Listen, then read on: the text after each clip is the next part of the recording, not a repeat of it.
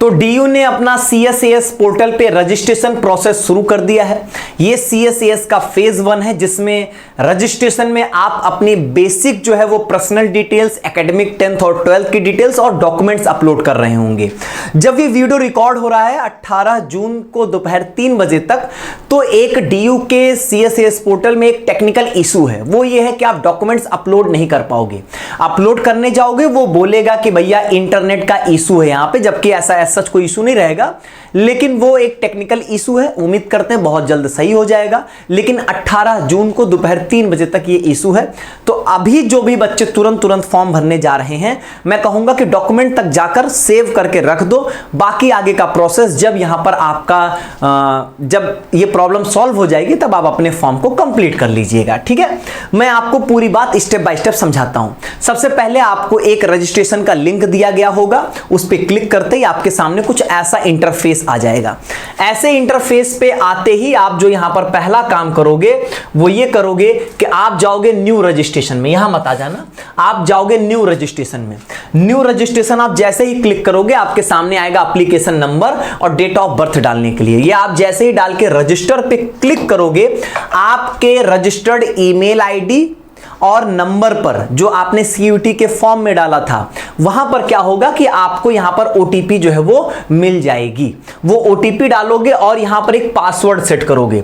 याद रखना, यही पासवर्ड और एप्लीकेशन नंबर से आप फर्दर लॉगिन करेंगे। तो ये पासवर्ड ऐसा बनाइएगा जो आपको याद रहे। जैसे कि मान लीजिए मैंने बनाया कि वैभव @234, आप ऐसे बना लो आप यहां पे।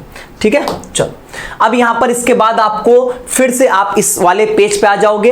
अब ये ऑलरेडी रजिस्टर्ड कैंडिडेट्स के लिए है, लॉगिन करने के लिए सीयूटी का एप्लीकेशन नंबर डालो। अभी जो आपने पासवर्ड तुरंत सेट किया है वो वाला पासवर्ड डाल के आप यहां पे लॉगिन पे क्लिक करोगे। आपके सामने कुछ ऐसा डैशबोर्ड आएगा जिसमें आपके पास दिखाएगा टोटल 7 स्टेप्स हैं। पहले स्टेप में पर्सनल, दूसरा एकेडमिक, तीसरा स्पोर्ट्स, चौथा ईसीए, पांचवा अपलोड, छठवां प्रीव्यू और सातवें में फाइनल सबमिशन होगा पेमेंट करने के बाद।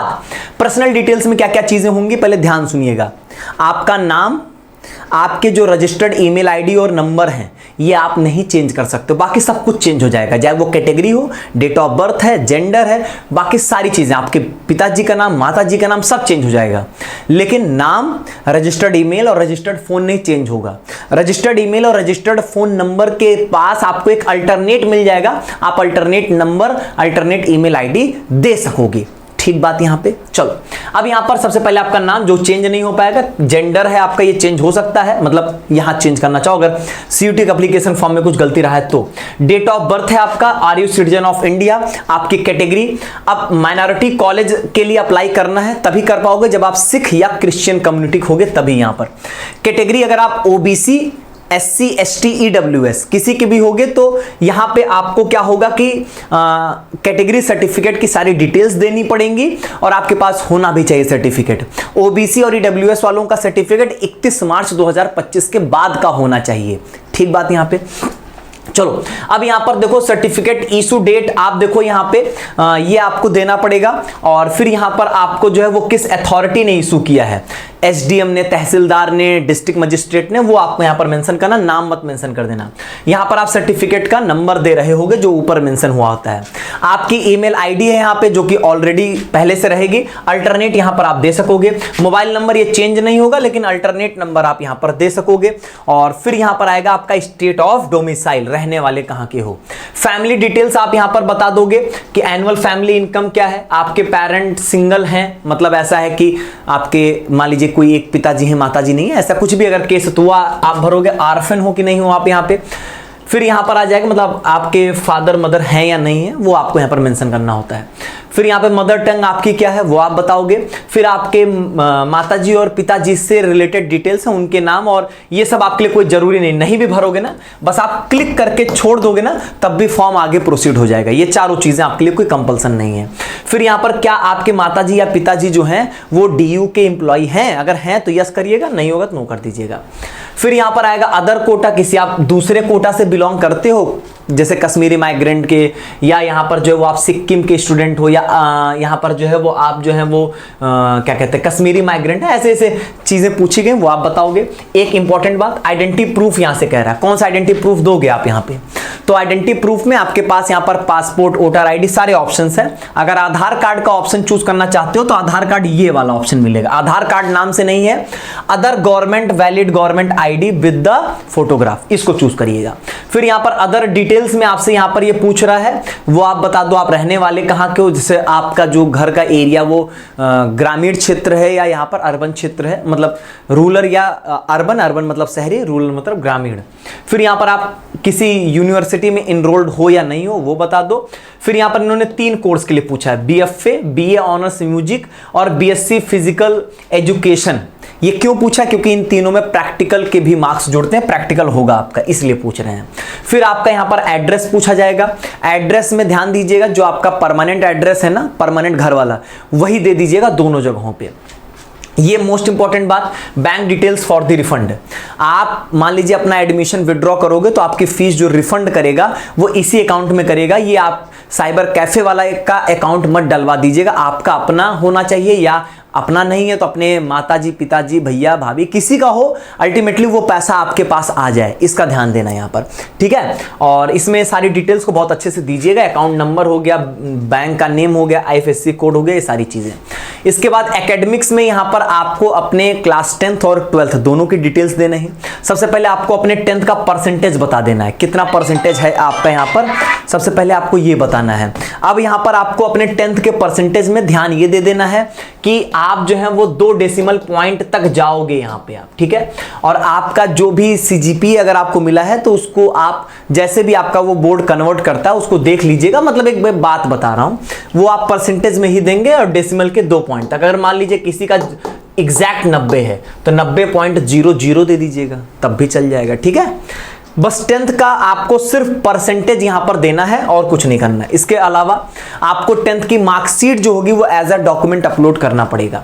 देखो यहां पे 12th में अगर हम लोग यहां पर आ जाएंगे तो 12th की पूरी डिटेल देगा, कौन सा बोर्ड है, पास हो चुके हो कि नहीं हो चुके हो, आप यहाँ पे ध्यान दीजिएगा। अगर आपने ये किया कि मान लीजिए कि आपका रिजल्ट अवेटेड है या आप उसको री एवेल्युएशन करवा रहे हो, मतलब कंपार्टमेंट एग्जाम देना है आपको, तो एक बात मैं बहुत क्लियर कर देता हूँ, DU की तरफ से बात बहुत क्लियर है कि एट द टाइम ऑफ जब इनका ये क्या कहते हैं सब्जेक्ट मैपिंग होगी, जब ये क्या कहते हैं डॉक्यूमेंट वेरिफिकेशन होगा, आपको कोई सीट अलॉट हो जाती है, डॉक्यूमेंट वेरिफिकेशन होगा, तो ये जो मिनिमम एलिजिबिलिटी है कि क्लास 12th आप पास होने चाहिए, अगर वो नहीं रहोगे आप, भले आप कंपार्टमेंट का एग्जाम दियो कि अब रिजल्ट आएगा तो उसमें मैं पास हो जाऊंगा, उससे कोई मतलब नहीं इनको।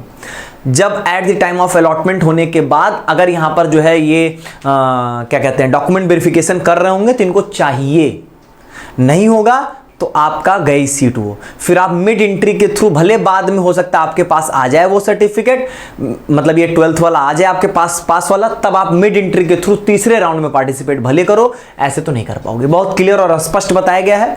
मैं अलग से आपको वीडियो में दिखा भी दूंगा कि ये चीज़ कहाँ पर इन्होंने लिख के दिया हुआ है। बोर्ड का रोल नंबर आप देख सकते हो, ईयर ऑफ पासिंग देख सकते हो। अल्टीमेटली कुल मिला के समझो कि आप अलॉटमेंट के टाइम तक आपको यहाँ पर जो है वो क्या कहते हैं अलॉटमेंट के टाइम तक जो है वो यहाँ पर आप पास हो जाने चाहिए। फिर यहाँ पर आपको अपने सब्जेक्ट चूज करने हैं, थ्योरी के मार्क्स कितने मैक्सिमम है, आप कितना पाए हो, प्रैक्टिकल मैक्सिमम कितना, आप कितना पाए हो, बाकी ये कैलकुलेशन खुद कर देगा। मोस्ट इंपॉर्टेंट बात, कह सकते हो कि सर मेरे में तो प्रैक्टिकल था ही नहीं उस सब्जेक्ट में, अगर प्रैक्टिकल नहीं भी है तो आप 0 भर दो। क्या भर दोगे? 0। ये 0.00 नहीं करना, वो ले लेगा अपने आप बस 0 भर देना यहाँ पर कि 0 मैक्सिमम मार्क्स था और मैंने कितना पाया 0। अगर मान लो कि प्रैक्टिकल नहीं है तो यहाँ पर भर दीजिएगा जो भी मार्क्स आ रहे होंगे, ठीक। फिर यहाँ पर बता दीजिएगा कि स्कूल का नाम क्या था, स्कूल कैसा था, गवर्नमेंट प्राइवेट कैसा था। फिर यहाँ पर स्कूल की लोकेशन क्या थी, दिल्ली या बाहर, और फिर यहाँ पर जो है वो किस मीडियम में आपने यहाँ पर पढ़ा हुआ है, मीडियम ऑफ स्टडी क्या, हिंदी मीडियम या इंग्लिश मीडियम, हिंदी लैंग्वेज आपने किस क्लास तक यहाँ पर पढ़ी हुई है। इसके बाद आता है स्पोर्ट्स और ECA, अगर आप स्पोर्ट्स या ECA से बिलोंग करते हो तो भरना है, नहीं तो छोड़ देना है, ठीक है। फिर जैसे ही अपलोड सेक्शन में आओगे तो देखो क्या क्या अपलोड करना है। अपलोड से रिलेटेड कुछ बातें सुनो। पहली बात तो अभी तो आप कर ही नहीं पाओगे, लेकिन मैं बता दूं 100 KB से 500 KB के बीच में आपका यहाँ पर जो है वो ये आपका .jpg या .jpeg, अल्टीमेटली ये सब फोटो के फॉर्मेट होते हैं। क्या होते हैं? फोटो के। आपको पीडीएफ नहीं अपलोड करना, याद रखिएगा, फोटो के फॉर्म में ही करना। क्या है? अपने डॉक्यूमेंट्स का फोटोकॉपी करवा लीजिएगा, मोबाइल में डॉक स्कैनर ऐप आता है, उससे स्कैन करिएगा और उसको शेयर करिएगा एज अ जेपीजी के फॉर्म में। उसमें दो ऑप्शंस आते हैं, जेपीजी या पीडीएफ। तो जेपीजी के तौर पे शेयर करिएगा और फिर उसको अपलोड करिएगा। उसमें आप ध्यान दीजिएगा कि आपकी साइज जो है वो यहाँ पर आपके 500 KB से अधिक नहीं होनी चाहिए, 100 KB से 500 KB के बीच में होनी चाहिए। तो आप यहाँ पे अपलोड कर लोगे। अपलोड में क्या क्या करना होगा? फोटो सिग्नेचर आप अपलोड नहीं करोगे, ऑलरेडी अपलोडेड है। CUT का एप्लीकेशन फॉर्म से इन्होंने ले लिया है, जिसको आप चेंज नहीं कर सकते हो। अब यहाँ पर इन्होंने 10th की दो चीजें मंगाया है, 10th की मार्कशीट और 10th का सर्टिफिकेट। ध्यान देंगे, 10th की मार्कशीट और 10th का सर्टिफिकेट अलग अलग यहां पर आपको बोर्ड ने अगर दिया है तो अलग अलग अपलोड करिए। मार्कशीट में मार्कशीट, सर्टिफिकेट में सर्टिफिकेट। अगर आपके बोर्ड ने एक ही दिया होगा तो आप वही सेम जो है वो जिसको बोलते हैं सर्टिफिकेट कम मार्कशीट या मार्कशीट कम सर्टिफिकेट, उसी को आप दोनों में अपलोड कर दीजिएगा, कोई इश्यू नहीं होगा, निश्चिंत रहिएगा। क्लास 12th की मार्कशीट अपलोड करनी है और यहां पर आप अगर किसी कैटेगरी कोटा से बिलोंग करोगे तो उसका सर्टिफिकेट आपको यहां पे अपलोड करना होगा। ये अपलोड करोगे, प्रीव्यू हो जाएगा फॉर्म, पेमेंट कर दोगे, फॉर्म सबमिट हो जाएगा। तो ये है ओवरऑल प्रक्रिया।